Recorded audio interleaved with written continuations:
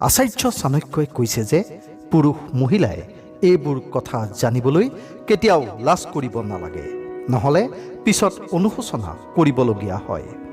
এইবোৰ কথা কি তাৰ বিষয়ে জনাৰ আগতে আপোনালোকে যদি আমাৰ চেনেলটো ছাবস্ক্ৰাইব কৰা নাই তেনেহ'লে আমাৰ চেনেলটো ছাবস্ক্ৰাইব কৰি নটিফিকেশ্যন বেলটো টিপি দিয়ক, যাতে আমাৰ আহিবলগীয়া ভিডিঅ'সমূহৰ নটিফিকেশ্যন আপোনালোকে সময়মতে পাই থাকে।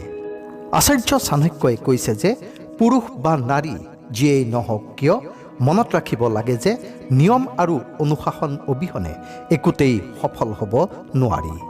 যদি আপুনি সফল হ'ব বিচাৰে তেন্তে এই কথাকেইটা মনত ৰখাটো গুৰুত্বপূৰ্ণ। নম্বৰ 1, আনৰ অভিজ্ঞতাৰ পৰা শিকিবলৈ চেষ্টা কৰক।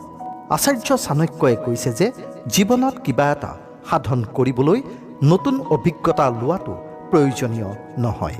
যদি একেধৰণৰ কামৰ বাবে আন কোনো লোক অসফল হৈছে বা লোকচানৰ সন্মুখীন হৈছে তেন্তে তেওঁৰ অসফলতাৰ কাৰণসমূহ আমি বিশ্লেষণ কৰি চাব লাগে আৰু সেই কাৰণসমূহৰ পৰা আমি অভিজ্ঞতা ল'ব লাগে। আনৰ অভিজ্ঞতাৰ পৰা শিকি আগুৱাই যোৱা মানুহ হ'ল এজন জ্ঞানী লোক। গতিকে আন কোনোবা যদি একেধৰণৰ কামত অসফল হৈছে তেনেহ'লে আপুনি সেই অসফলতাৰ কাৰণসমূহ নিৰ্ণয় কৰিবলৈ চেষ্টা কৰক। নম্বৰ 2, অতীতৰ স্মৃতিবোৰ ৰোমন্থন কৰি জীয়াই থকাৰ ক্ষতি। আচাৰ্য চাণক্যই কৈছে যে জ্ঞানী আৰু বুদ্ধিমান লোকে বৰ্তমানৰ ওপৰত মনোনিৱেশ কৰে আৰু অতীতত আবদ্ধ হৈ নাথাকে।